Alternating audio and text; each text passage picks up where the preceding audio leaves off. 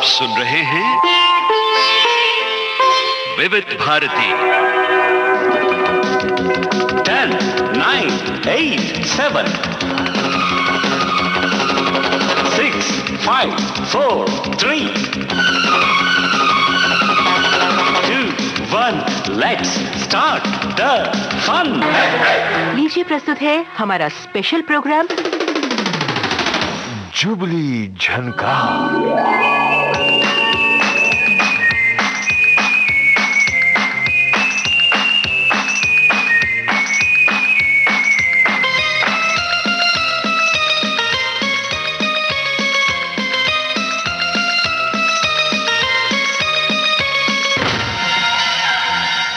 विविध भारती के सभी श्रोताओं को कमल शर्मा और रेणु बंसल का नमस्कार।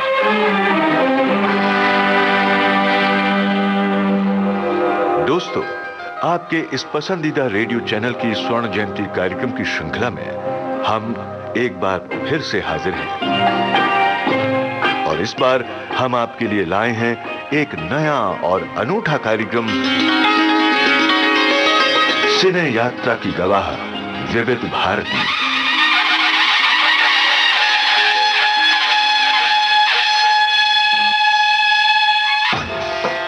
आज से 77 साल पहले यानी कि 1931 में पहली बार हिंदुस्तानी सिनेमा ने बोलना शुरू किया था।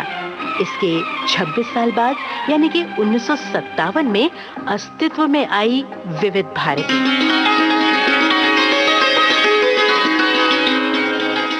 तब से लेकर आज तक विविध भारती हिंदुस्तानी सिनेमा को पूरी शिद्दत के साथ आप तक पहुंचाती आई है।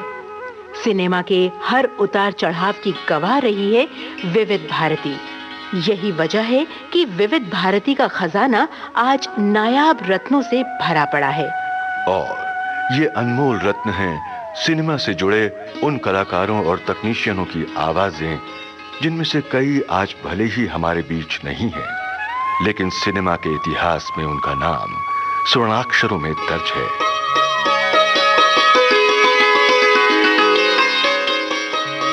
दोस्तों, विविध भारती ने इन दुर्लभ आवाजों को करीब 20,000 स्पूल टेप्स और हजारों रिकॉर्ड्स, सीडीज और डीवीडीज में साक्षात्कार और गीतों की शक्ल में संजोया हुआ है। तो आइए आपको ले चलें विविध भारती के इस तिलस्मी खजाने की यात्रा पर। जैसा कि आप जानते हैं, भारत की पहली बोलती फिल्म थी आलम आरा। निर्माता निर्देशक आर्देशर ईरानी की कंपनी इंपीरियल मूवीटोन द्वारा बनाई गई फिल्म आलम आरा मार्च 1931 को मुंबई के मैजेस्टिक सिनेमा हॉल में प्रदर्शित हुई थी और इसी फिल्म से शुरू हुआ था फिल्म संगीत का सफर जो आज तक बदस्तूर जारी है। फिल्म आलम आरा में वजीर मोहम्मद खान का गाया गीत दे दे खुदा के नाम पर उस जमाने में बेहद मशहूर हुआ था। इसके बाद प्रदर्शित हुई कोलकाता की कंपनी मदान थिएटर्स की फिल्म शीरी फरहाद। इस दूसरी बोलती फिल्म के नायक थे मास्टर निसार, जो साइलेंट फिल्मों के दौर में ही सुपरस्टार का दर्जा हासिल कर चुके थे। आपको ये जानकर ताज्जुब होगा कि मास्टर निसार की आवाज आज भी विविध भारती में मौजूद है। तो आइए सुनते हैं विविध भारती के साथ मास्टर निसार की बातचीत के ये अंश। सन 1931 तो हमारे मालिक जो थे कलकत्ते में मॉडर्न थिएटर लिमिटेड, तो उन्होंने, यानी मैं नाटक में काम करता था, उन्होंने मुझे बुलाकर कहा कि भाई तुम कल स्टूडियो चले जाना। मैंने कहा क्यों साहब? कि बस चले जाना तुम। तो जहांगीर जी उनके लड़के थे, वो डायरेक्शन करते थे। मुझसे कहने लगे कि भाई शीरी फरहाद हम ये टॉकी बनाना चाहते हैं, उसमें एक सीन लेना चाहते हैं, तो आगा साहब से कहो कुछ डायलॉग लिख दें, आगा हशर साहब से। मैंने उनसे जाके कहा, वो कहने लगे अरे भाई एक सीन का क्या मतलब होता है, पूरा शीरी फरहाद उनसे कहो क्यों नहीं उतारते। तो मैंने उनसे जाके कहा, कहने लगे अच्छा आगा साहब से कहे उनसे कहिए कि वो लिखें। चुनाचे वो लिखने लगे और सन 1931 की बात है, तो शीरी फरहाद जनाब ये फिल्म शुरू हुआ। बोलती फिल्मों यानी कि टॉकीज का दौर शुरू होते ही मुंबई के साथ साथ कोलकाता, पुणे और कोल्हापुर भी फिल्म निर्माण के केंद्रों के रूप में अपनी पहचान बनाने लगे थे। कोल्हापुर का जया प्रभा स्टूडियो, पुणे का प्रभात, कोलकाता का न्यू थिएटर्स और मुंबई के Bombay talkies, Ranjit movie tone, Minerva movie tone और वाडिया मूवी टोन अपनी अपनी तरह की उत्कृष्ट फिल्मों का निर्माण कर बहुत जल्द उस जमाने की अग्रणी फिल्म कंपनियों में गिने जाने लगे थे। प्रभात की सन 1932 में बनी फिल्म माया मछिंदर का ये गीत विविध भारती में उपलब्ध प्राचीनतम गीतों में से है। पंडित गोविंदराव टेम्बे का गाया और संगीतबद्ध किया यह गीत अपने समय में अत्यंत लोकप्रिय हुआ था।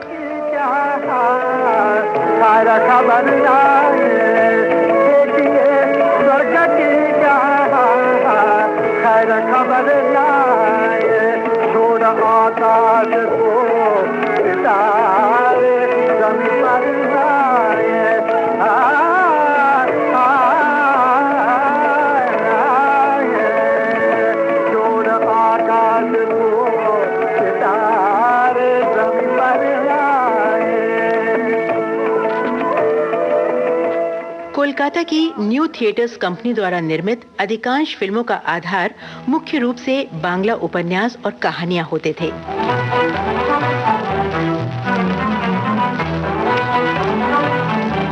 बीएन सरकार द्वारा स्थापित इस कंपनी में उस जमाने में आरसी बोराल, पंकज मल्लिक, केएल सहगल, केसी डे, तिमिर बरन, केदार शर्मा और कानन देवी जैसे दिग्गज काम करते थे। मधुर संगीत न्यू थिएटर्स की फिल्मों की खासियत थी।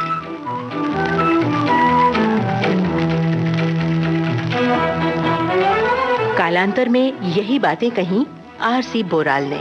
मैं लगभग 40 वर्षों से फिल्म इंडस्ट्री में हूँ। मतलब न्यू थिएटर्स के जन्म से ही मैं संगीत निर्देशक के रूप में सेवा करता हूँ। आज मैं उन बीते हुए समय की झलक दिखाऊं। हो सकता है वो फिल्में आपने न देखी हो, उन फिल्मों के कलाकारों को भी आपने न देखा हो, मगर नाम जरूर सुने होंगे। ये बात है करीब 40 साल पहले की।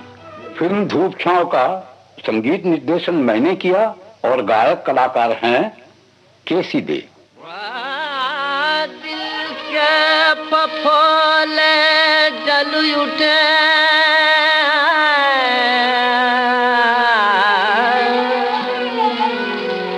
सीने के दाग से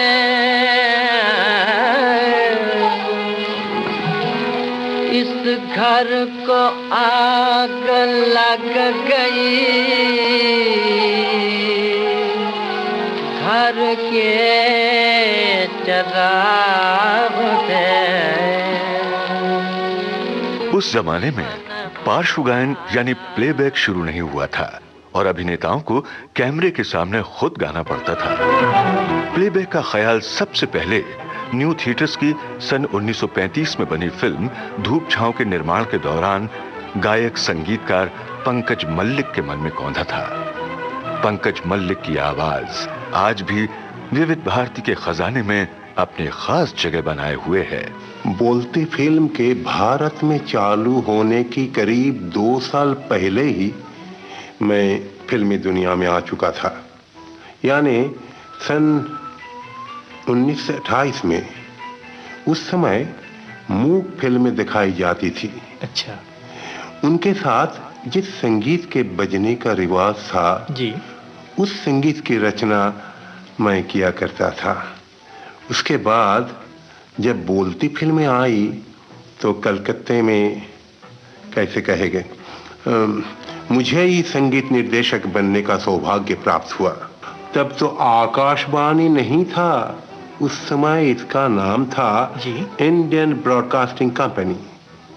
मेरे आने के करीब 6 महीने पहले शायद ये कंपनी चालू हुई थी। याद है आपको वो कौन सा पहला गीत था जिसे आपने पहली बार रेडियो में गाया था?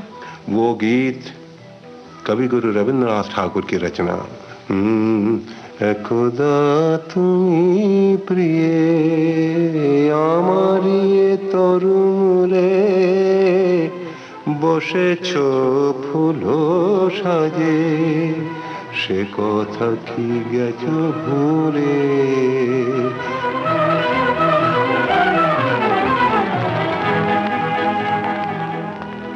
थिएटर से जुड़ा एक और सम्मानित नाम था संगीतकार तिमिर बरन का, जिन्होंने 1935 में बनी फिल्म देवदास में संगीत दिया था। आज आप लोगों से इस कार्यक्रम के जरिए बातचीत करने का जो मुझे मौका मिला है, उसके लिए मैं अपने को धन्य समझता हूँ। ये है तिमिर बरन की आवाज। जबकि मैंने भी कई फिल्मों की धुनें बनाई थी और संगीत निर्देशक रह चुका हूँ। अब भी फिल्मों से जुड़ा हुआ हूँ और संगीत निर्देशन का कार्य जारी है। मुझे गीतों के बनिस्बत साजो संगीत से ज्यादा प्रेम है, चूंकि मैं खुद एक सरोद वादक हूँ।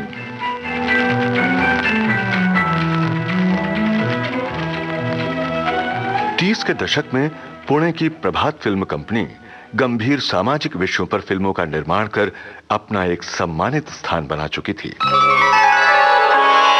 इस कंपनी की नींव वी शांताराम और उनके 4 अन्य सहयोगियों द्वारा सन 1929 में कोल्हापुर में रखी गई थी, लेकिन सन 1933 में इसे कोल्हापुर से पुणे ले आया गया। 1932 में बनी अयोध्या का राजा इस कंपनी की पहली बोलती फिल्म थी। हालांकि ये बात बहुत कम लोग जानते हैं कि भारत में बनी पहली रंगीन फिल्म सैरंध्री का निर्माण भी सन 1933 में प्रभात द्वारा ही किया गया था। हालांकि तकनीकी दृष्टि से यह प्रयोग असफल रहा था। उस जमाने की स्टार अभिनेत्री शांता आप्टे इसी कंपनी में कार्यरत थीं, जिन्होंने फिल्म अमृत मंथन और अमर ज्योति में ये गीत गाए थे। रात आजे है नया रंग जमाने के लिए, रात आजे है नया रंग जमाने के लिए, लेके आराम का पैगाम जमाने के लिए, लेके आराम का पैगाम जमाने के लिए, लेके सुनाने के लिए सबकी आमा की तरह। 1933 में ही मुंबई में JBH वाडिया और होमी वाडिया भाइयों ने नींव रखी वाडिया मूवीटोन की। फैंटेसी, एक्शन और धार्मिक फिल्मों का निर्माण कर बहुत जल्द उन्होंने अपना एक अलग दर्शक वर्ग तैयार कर लिया। फियरलेस नाडिया वाडिया मूवीटोन की फिल्मों से ही स्टार बनी थी। उधर सरदार चंदूलाल शाह और गौहर जान मामाजीवाला द्वारा 1929 में स्थापित कंपनी रंजीत फिल्म्स मूक फिल्मों का निर्माण कर रही थी। 1931 में ये कंपनी रंजीत मूवीटोन के नाम से बोलती फिल्मों के निर्माण में उतर पड़ी। देवी देवयानी इस कंपनी की पहली बोलती फिल्म थी। सन 1934 में बॉम्बे टॉकीज अस्तित्व में आई, जिसकी नींव इंग्लैंड से आए हिमांशु राय और देविका रानी ने एक पब्लिक लिमिटेड कंपनी के तौर पर रखी थी। शशधर मुखर्जी, पंडित प्रदीप और अशोक कुमार ने अपने करियर की शुरुआत बॉम्बे टॉकीज से ही की थी।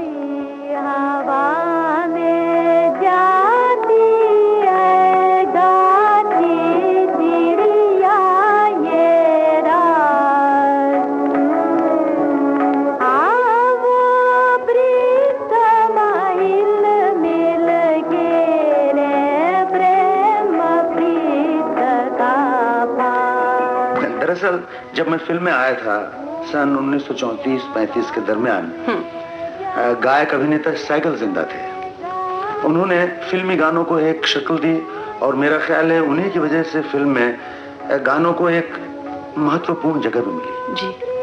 आज उन्हीं की बुनियाद पर यहाँ की फिल्में बनाई जाती हैं, यानी बॉक्स ऑफिस सक्सेस के लिए गानों को सबसे ऊंची जगह दी जाती है। मेरे वक्त में प्लेबैक टेक्निक की तैयारियां हो रही थी। रफी, मुकेश, तलत उस वक्त फिल्म दुनिया में आए नहीं थे, लता तो पैदा भी नहीं हुई थी। अभिनेताओं को खुद गाना पड़ता था, चाहे उनके गले में सुर हो या नहीं।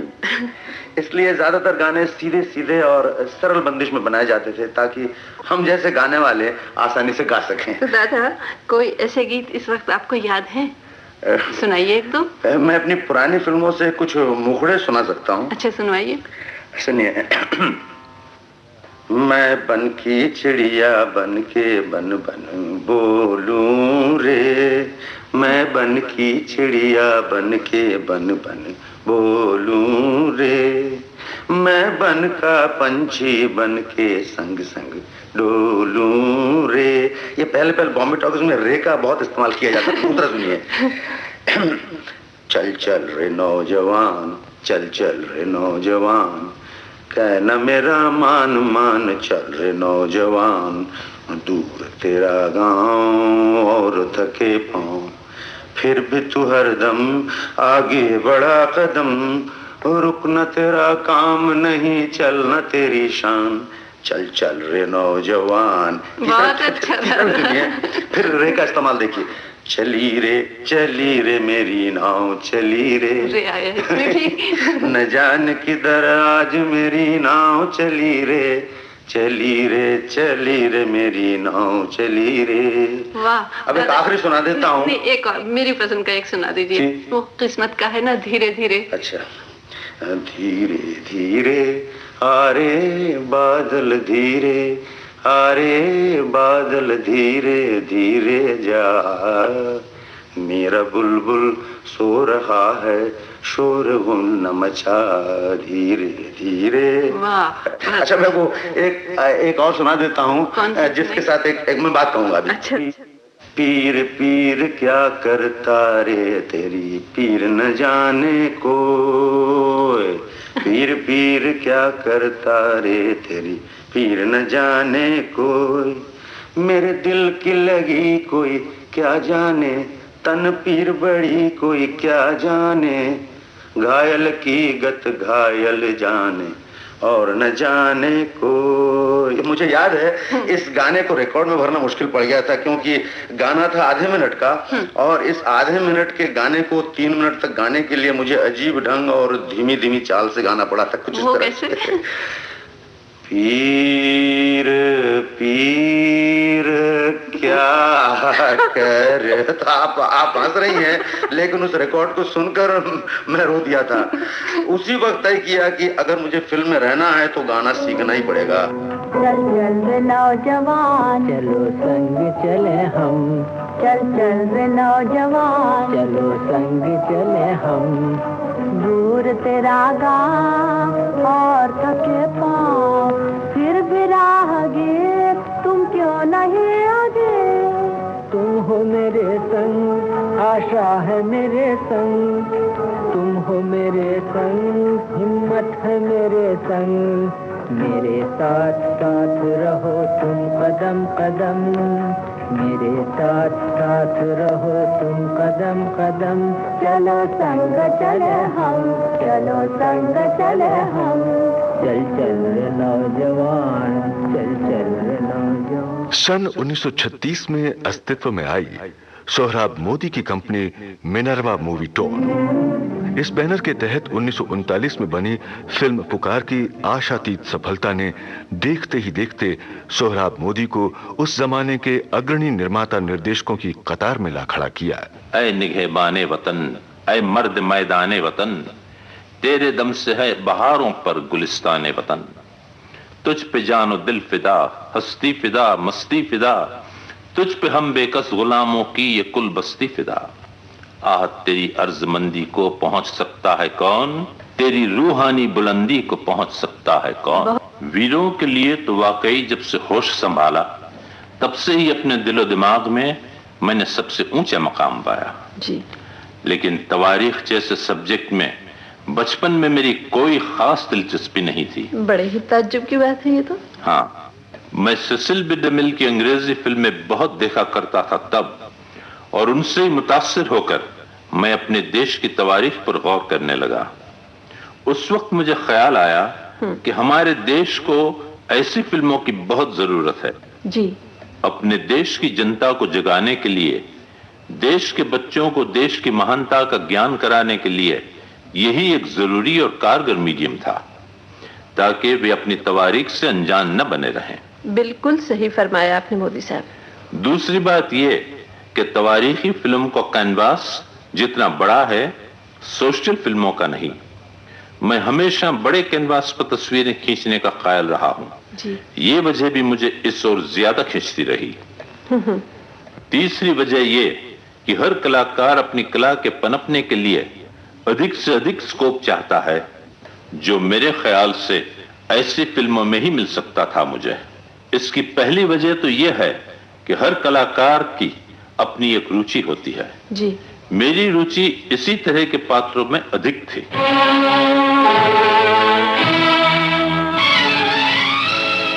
30 के दशक के अंत तक प्लेबैक पूरी तरह से प्रचलन में आ चुका था। इसके बावजूद कुछ अभिनेता अभिनेत्रियां ऐसे थे जो अपने गीत खुद ही गाना पसंद करते थे।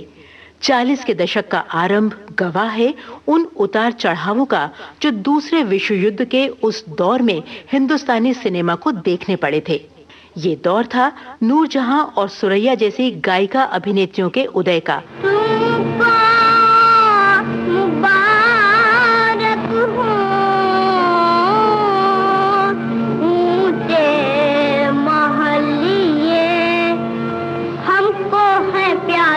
हमारी गलियां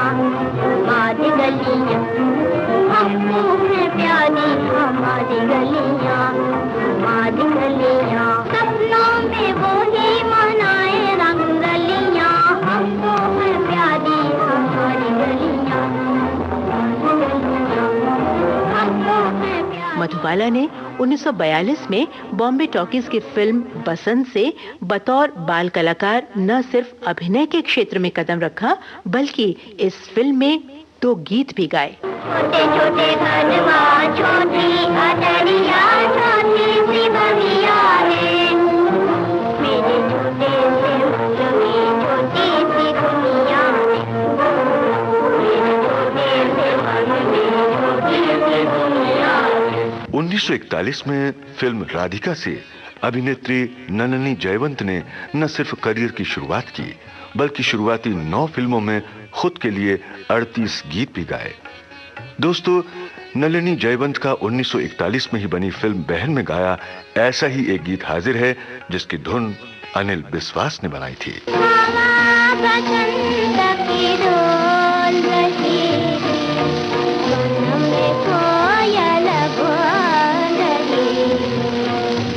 सन 1941 में ही लाहौर में बनी फिल्म खजांची से शमशाद बेगम पार्श्व गायन के क्षेत्र में आई।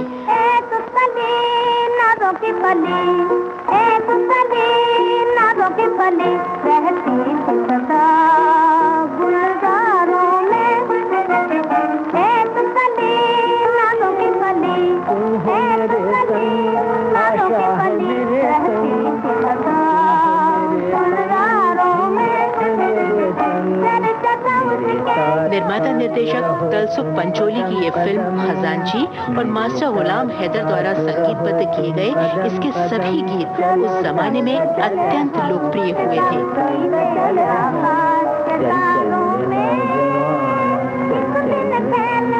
सन 1936 में अस्तित्व में आई सोहराब मोदी की कंपनी मिनर्वा मूवीटोन।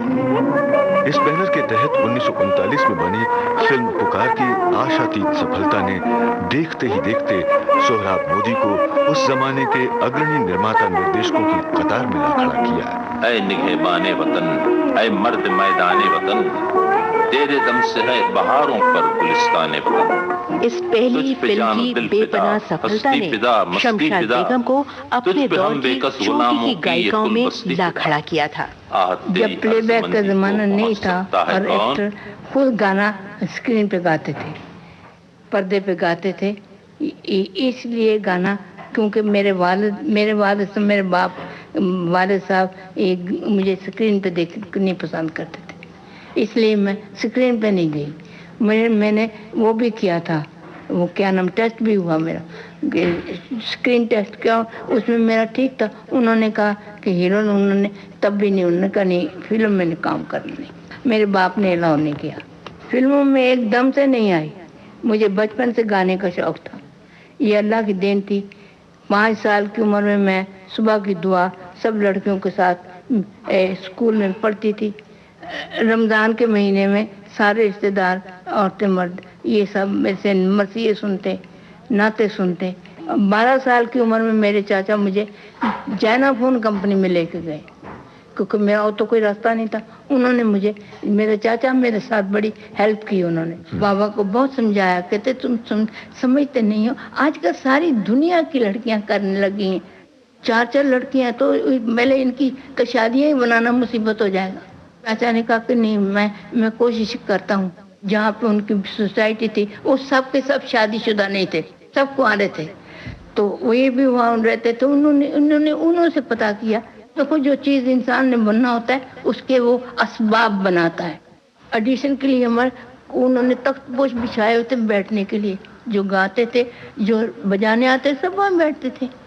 तो हम इतना से कहता चढ़ गए उसके ऊपर, बैठ के जाके बैठ के अपना दुपट्टा सीधा करके बैठ गए। 1941 में सुरैया ने जहां एक तरफ फिल्म ताजमहल से बतौर बाल कलाकार अभिनय की शुरुआत की, वहीं दूसरी तरफ 1942 में बनी फिल्म शारदा में मेहताब के लिए प्लेबैक भी दिया।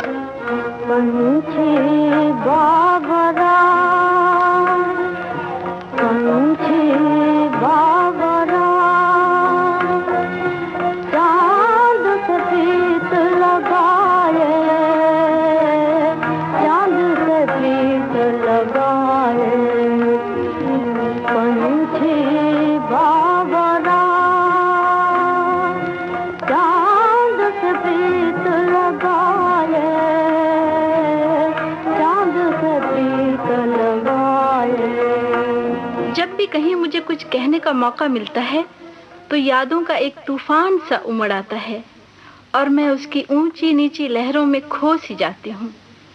इस वक्त भी यही हालत है। हाँ, याद आया, जब मेरी पहली फिल्म स्टेशन मास्टर बन रही थी तो नौशाद साहब ने मुझसे एक बच्चों का गीत गवाया था। उस फिल्म में मैंने भी एक बच्चे का ही रोल किया था। जब लोगों ने ये गीत सुना और पसंद किया तो फिल्म शारदा की हीरोइन मेहताब के लिए नौशाद साहब ने मुझसे एक गीत और रिकॉर्ड करवाया। रिकॉर्डिंग के वक्त मेहताब ने देखा कि एक छोटी सी बच्ची स्टूल पर खड़े होकर उनके लिए गा रही है, तो वो बड़ी नाराज हुई, मेरे ऊपर नहीं फिल्म बनाने वालों पर। और जब ये गाना हिट हुआ तब उनकी नाराजगी दूर हो गई।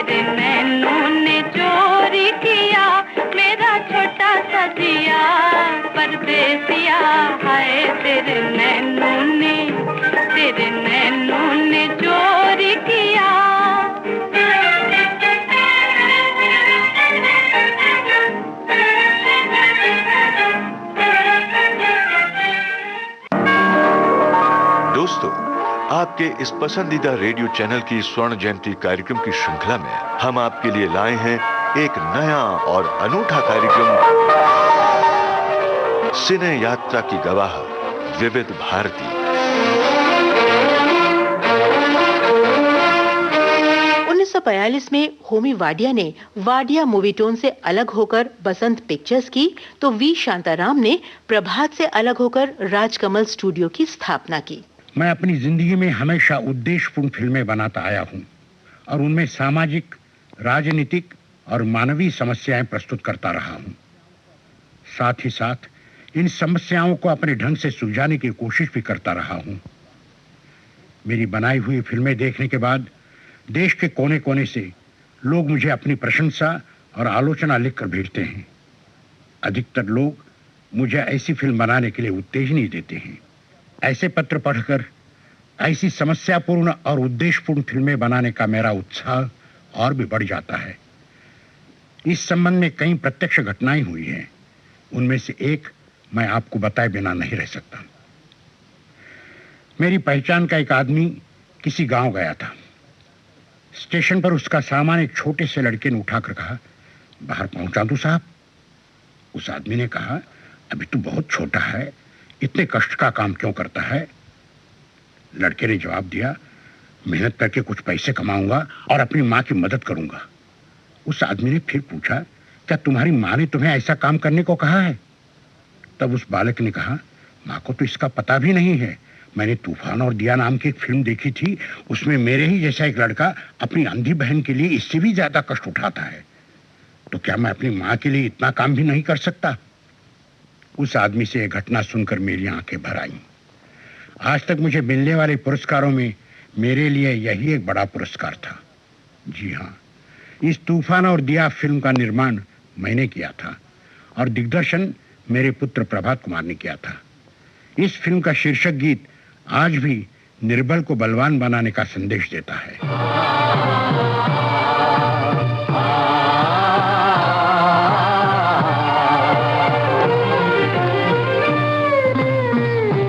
निर्बल से लड़ाई बलवान की, निर्बल से लड़ाई बलवान की, ये कहानी है दिए की और तूफान की, ये कहानी है दिए की और तूफान की।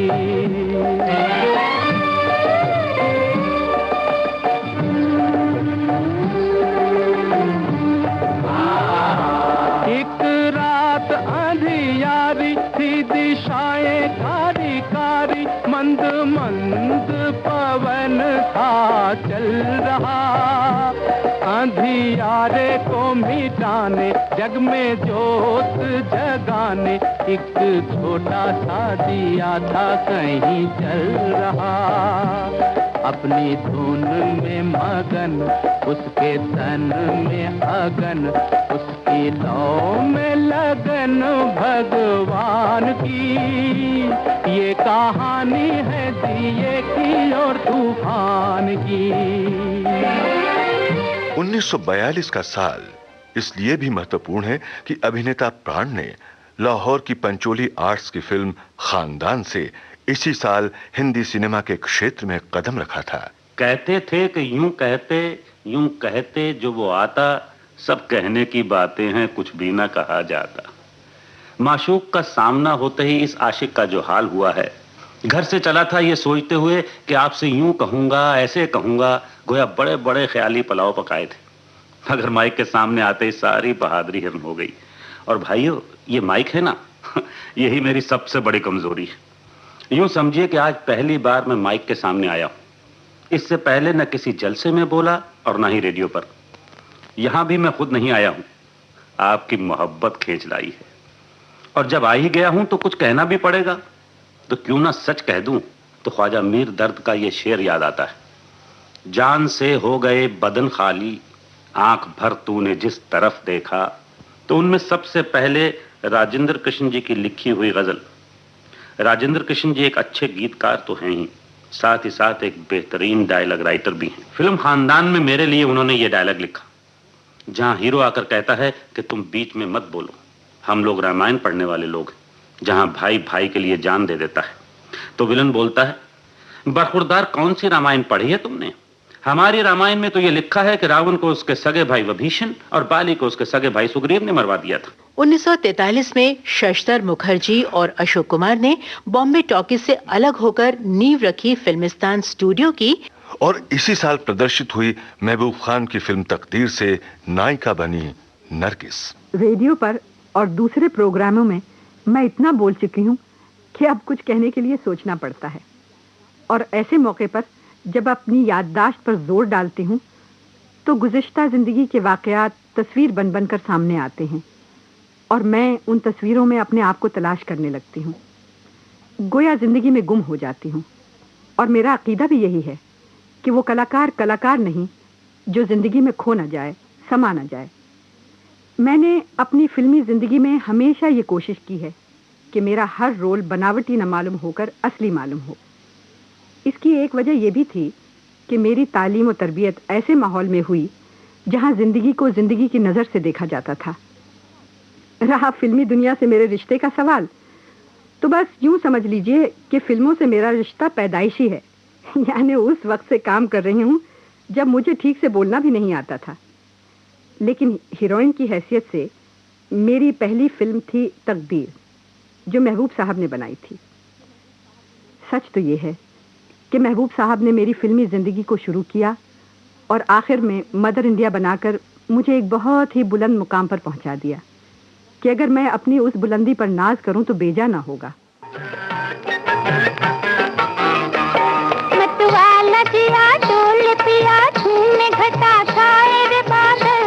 करना है तो कर प्यार, न डर बीती उम्र आएगी ना कल। अरे पागल, अरे पागल।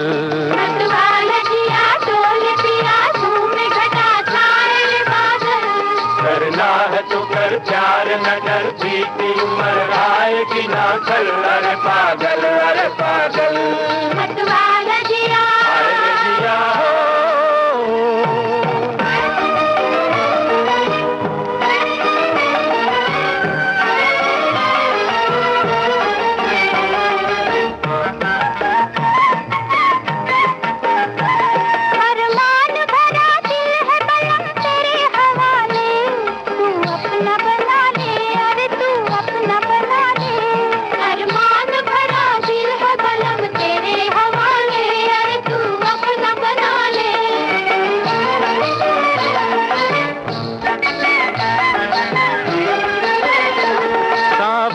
जवानी पे लगी दिल की बुझा ले, हंस ले जरा गाले, अरे हंस ले जरा गाले।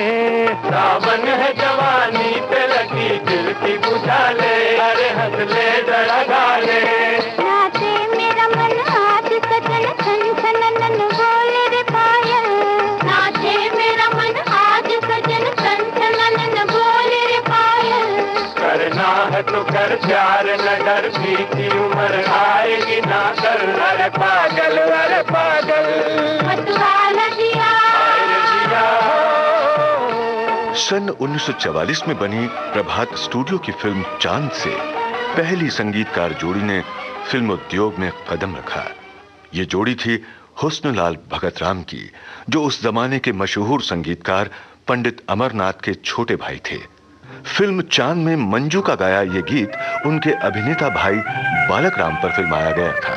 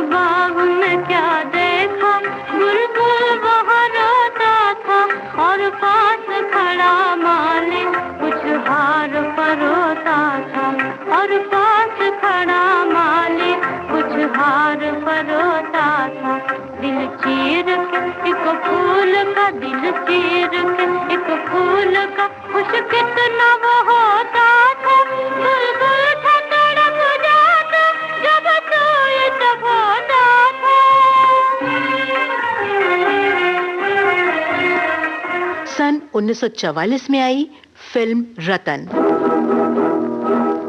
रतन और इसके संगीत की सफलता का अंदाजा सिर्फ इस बात से ही लगाया जा सकता है कि महज 80,000 रुपयों की लागत से बनी इस फिल्म के निर्माता को सिर्फ रिकॉर्ड्स की रॉयल्टी से ही 3.5 लाख रुपयों की आमदनी हुई थी। वो जाने वाले बालमुआ, लौट के आ, जमना तेरा बालमुआ, बेवफा बेवफा। वो जाने वाले बालमुआ, लौट के आ, जमना तेरा बालमुआ। संगीतकार नौशाद के करियर को भी इस फिल्म की सफलता ने आसमान की ऊंचाइयों पर पहुंचा दिया था। तेरे बिन मेरा जिया लगे ना कहीं भी पिया, लगे ना याद नहीं छोड़े तेरी दुनिया, अंधेरी मेरी अब जाम कहाँ, वो दिल को लेकर काहे कर दिया, लौटे हालत। नौशाद आदाब पेश करता है। जिस संगीत की सेवा में मैंने अपनी जिंदगी का एक बड़ा हिस्सा गुजार दिया है, आज उसी के बारे में आपसे कुछ कहना है। हमारा संगीत एक चौमुखी दीपक है जिसमें 4 लौ एक साथ निकल रही हैं। पहली लौ है भक्ति संगीत की। भगत के बस में है भगवान, भगत के बस में है भगवान, मांगो मिलेगा सबको दान, ओ मांगो मिलेगा सब। दूसरी लौ है दरबारी संगीत।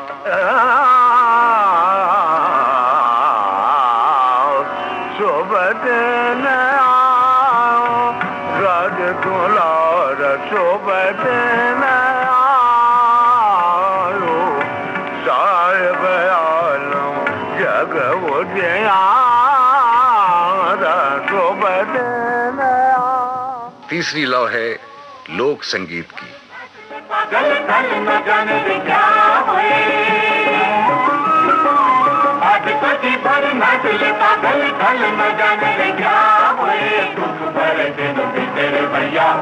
अब सुख आयो रे, मन में नया आलायो रे, दुख भर दिन तेरे भैया, अब सुख आयो रे, मन में नया आलायो रे।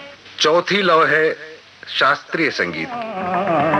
आज गावत सरे बाबा रे बाबा नि दा पानी दा रे दा नि दा बदा बाबा रे दा बदा मा बदा बाबा रे सरे सा। आज गावत मन छनि दरी दनी बम बनी दरी ग दा रे नि दरी बम बरी ग दरी नि सा सा बदा द मा प रे ग सा रे नि सा। आज गावत मन मेरो रूमग, आज गावत मन सारे मा। लेकिन संगीत के इस चौमुखी दीपक को जलाने वाली आत्मा एक ही है और वो है शास्त्रीय संगीत। मैं अगर शास्त्रीय संगीत की अजमत को बयान करना शुरू करूं तो जबान थक जाएगी, अल्फाज खत्म हो जाएंगे, कलम रुक जाएगा, मगर इसकी खूबियां ना खत्म होंगी। लिहाजा एक दोहा हाजिर है, संगीत को समझने में ये आपकी मदद करेगा। 7 सुरों को 7 समंदर सुनो कहें हरिदास, सुर ईश्वर के रूप साथ हैं हर हर में एक आस। 7 सुरों के इस सागर से राग रागनियों की अनेक धाराएं फूटती हैं। दूसरे विश्व युद्ध की वजह से कई कलाकारों को कोलकाता छोड़कर मुंबई चले आना पड़ा था। इनमें प्रमुख थे केदार शर्मा, पृथ्वीराज कपूर, त्रिलोक कपूर, मोनिका देसाई, कज्जन, बिपिन गुप्ता, खेमचंद प्रकाश और कुंदन लाल सहगल। इन सभी को पनाह दी थी रणजीत स्टूडियो ने, जिसके लिए कहा जाता था कि आसमान से कहीं ज्यादा सितारे रणजीत में हैं। कुंदन लाल सहगल ने रणजीत की 3 फिल्मों 1942 में भक्त सूरदास, 1943 में तानसेन और 1944 में भंवरा में अभिनय और गायन किया था। भक्त सूरदास और तानसेन में उनकी नायिका थी खुर्शीद, जो खुद भी एक बेहतरीन गायिका थी।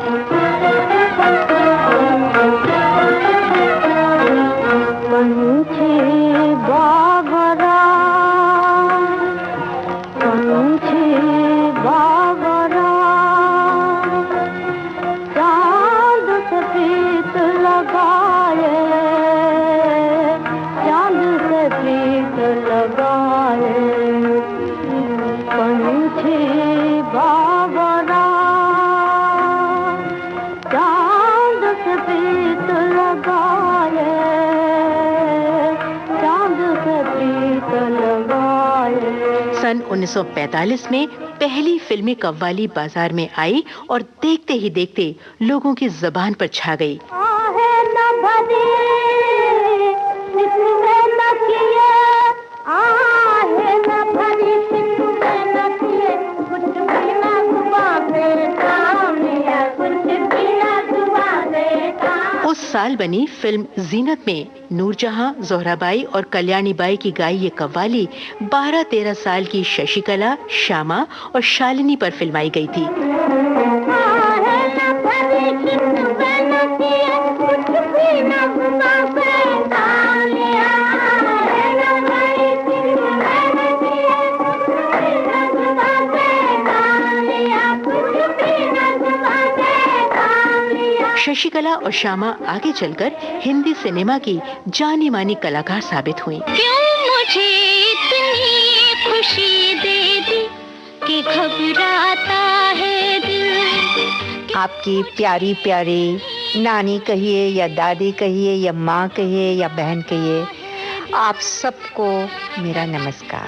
मचल न जाऊं, कहीं फिसल न जाऊं, मचल न जाऊं, फिसल न जाऊं, क्यों मुझे इतनी खुशी दे दी कि घबराता है दिल। मीना कुमारी जी के बारे में कोई यादगार संस्मरण कोई याद आता है कुछ आपको? मीना जी जो थी जी डाउन टू अर्थ थी। उन्होंने ये कभी दिखाया नहीं कि मैं मीना कुमारी हूँ, ये कभी नहीं दिखाया। और सबसे बड़ी बात ये थी कि अगर उनको देरी से आना है तो पहले से बता के जाती थी डायरेक्टर को कि भाई मैं देरी से आ रही हूँ, तो डायरेक्टर उसके मुताबिक शॉट अरेंज करते थे। और ये चीज़ मैंने अपने आँखों से देखी है कि जब वो स्टूडियो के अंदर यानी सेट के ऊपर जाने के पहले नमस्कार करती थी, और जब वो बोलती थी तो ऐसे लगता था कि मुंह से मोती झड़ रहे हैं। सुनहरी लिबास में अंगड़ाई लेकर झांकने वाली सुबह की नन्ही मुन्नी किरण भूले भटके राही को एक लम्हे में ही गम के गिरदाब से छुड़ाकर सुकून के साहिल पर पहुंचा देती है। फिर खुशियों के शगुफे, उमंगों की कलियां खिलखिलाकर राही के एहसास के हर गोशे को गुलपोश बना देते हैं। ये कायनात की फितरत है, या यूं समझिए कि एक प्यार करने वाले का गुनाह।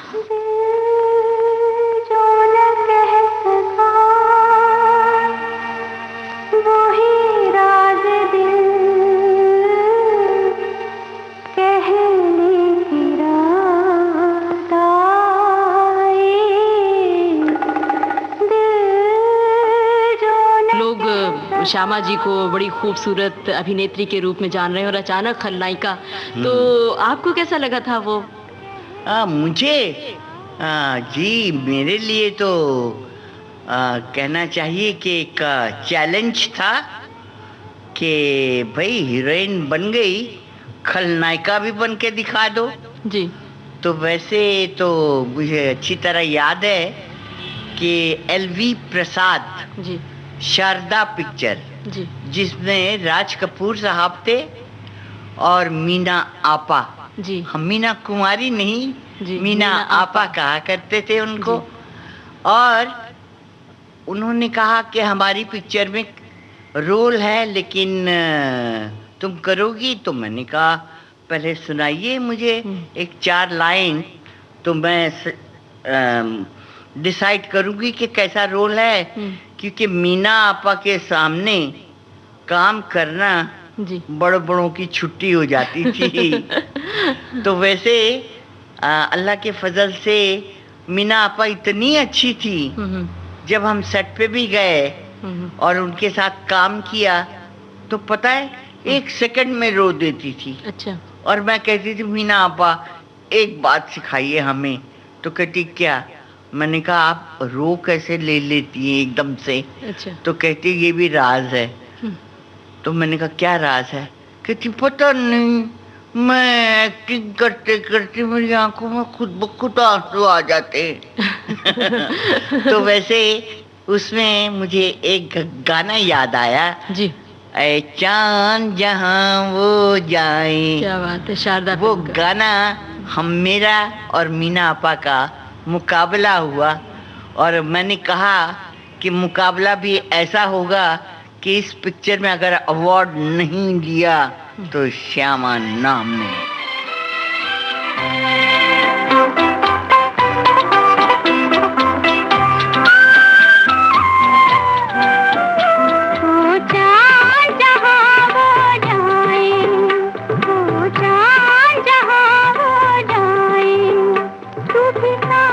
चले जाना, कहते हैं कहाँ है वो, हर रात खबर लाना, चाँद जहाँ वो जाए, वो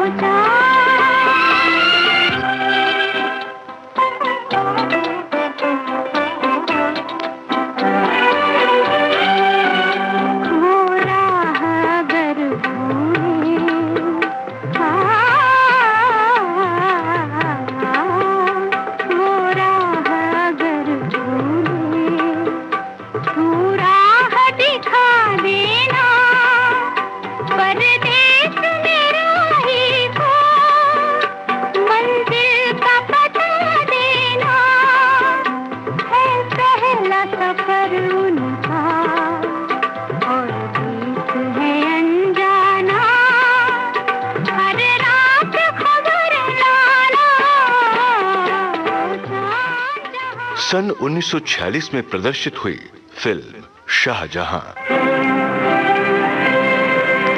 सहगल के साथ नौशाद के करियर की तो ये अकेली फिल्म साबित हुई ही, मोहम्मद रफी की सहगल के साथ गाने की तमन्ना भी इसी फिल्म में पूरी हुई। रूही रूही रूही मेरे सपनों की रानी, सांचे में ढली है हर दिल के, हाँ पलटे ना निगाहें फिर मिलके, सांचे में ढली है हर दिल के, हाँ पलटे ना निगाहें फिर मिलके, पत्थर का जिगर हो पानी, पत्थर का जिगर हो पानी, सपनों की रानी मेरे। हालांकि मोहम्मद रफी के हिस्से में गीत के अंत में महज 2 पंक्तियां ही आईं, लेकिन सहगल के अनन्य भक्त रफी के लिए इतना ही काफी था।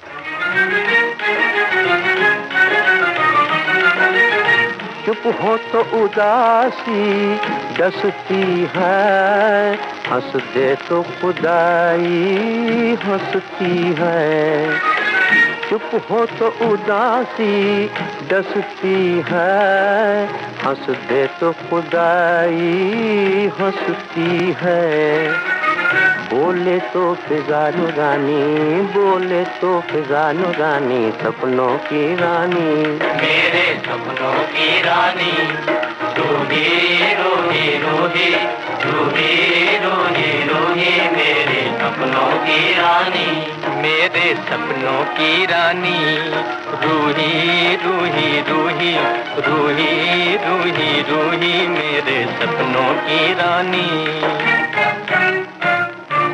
दोस्तों, आपको बता दें कि फिल्म शाहजहां गीतकार मजरू सुल्तानपुरी के करियर की भी पहली फिल्म थी। मेरी जिंदगी कुछ बड़े दिलचस्प हादसों से गुजरी है जी। मिसाल के तौर पर मेरी खानदानी हैसियत एक खाते पीते किसान की है। हम लोग कभी जमींदार हुआ करते थे, मगर वो बढ़ते बढ़ते बढ़ते बढ़ते वो किसान की हालत रह गई। सुल्तानपुर में 2 भाइयों की औलादें ज्यादा हैं, उनमें से बड़े भाई की औलाद में हूँ, ये दोनों थे ठाकुर। बड़े भाई औरंगजेब के जमाने में कुछ जिजिये वगैरह के बार से छोटे भाई को बचाने के लिए बड़े भाई जो कन्वर्ट हो गए, जिनकी औलाद हम हैं, और छोटे भाई की औलाद आज भी वहाँ मौजूद हैं। चुनाचे आप को सुन के ये खुशी होगी कि सन 47 में जब हिंदू मुस्लिम दोनों दीवाने हो रहे थे, एक दूसरे की खून के प्यासे हो रहे थे, और हर जिले और हर शहर में कुछ न कुछ हुआ। और हमारे सुल्तानपुर में जो हमारा गांव है वो तकरीबन 10 मील दूर तक ठाकुरों और ब्राह्मणों से घिरा हुआ है, लेकिन हमारे यहाँ कोई पानी की बूंद भी नहीं टपकी, खून की बूंद तो अलग रहे। और जी हाँ, एक तो इत्तेहाद की और इंटीग्रेशन की एक बहुत बड़ी मिसाल है ये। हाँ, कुछ लोग पहुंचे बनारस वगैरह से बलवा करने के लिए। अच्छा, वो पेट लोग होते थे, जाहिर है जी।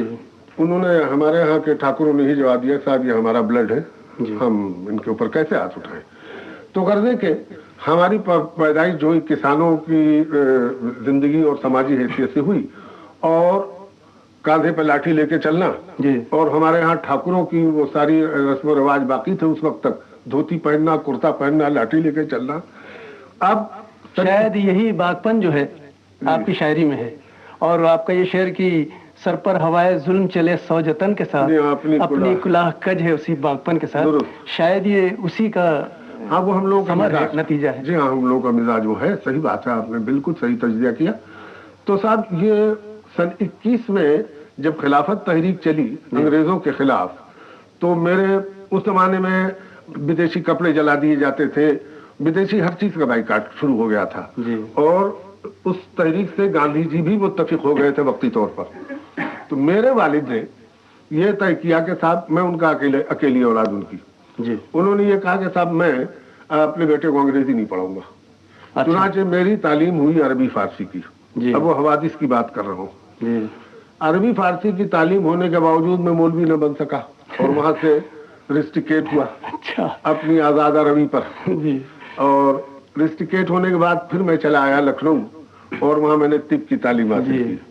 तिब की तालीम हासिल करने के बाद मैंने कुछ दिन तबाबत की भी, और कामयाब तबाबत की। लेकिन साथ ही साथ मेरे सुल्तानपुर में, जैसे कि उस जमाने में अवध के हर कस्बे कस्बे में शायरी शेर शायरी का माहौल रहता था, तक़सीम से पहले मेरे यहाँ भी था। चुनाचे कुछ मुशायरा वगैरह हुआ तो उसमें एक आध गजल मैंने लिखी, और वो साहब सबसे ज्यादा पसंद की गई। रास्ता साफ था तो चलते रहे, साथ हंसते रहे, मचलते रहे, मोड़ आया तो मुंह को मोड़ चले हम सफर सा।